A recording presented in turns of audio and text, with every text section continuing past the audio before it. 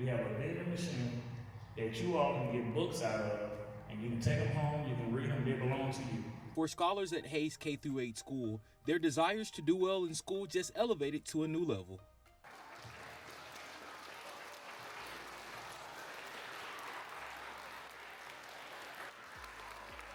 It's all about encouraging our kids to do great.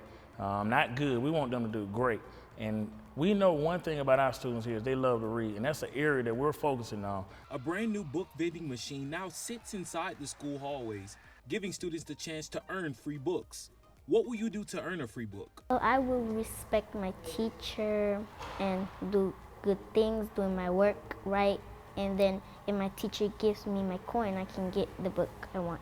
Through good behavior and academic success, students can earn a golden token from their teacher for the machine.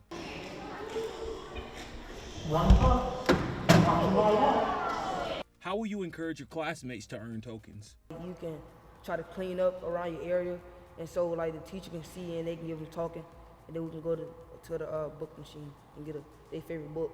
Principal Jerry Davenport says students' eagerness to learn sparked the idea of a book vending machine. This is at an amazing rate right now because they're coming to school. So if I know that it takes books, that's what we're gonna get. The machine is full of over 300 books that the students like. What are your favorite books? I like the Fly Guy book, and I like, what's that book called? Nate, the Bully, I think is what it's called. Are there any books that particularly bring back memories for you? I shared with the kids the other day how I used to like the Goosebumps books and LeBron James. The vending machine, made possible through state funding, could likely inspire these scholars to become future authors and writers in the future. I'm Jalen Holloway, BCS Media.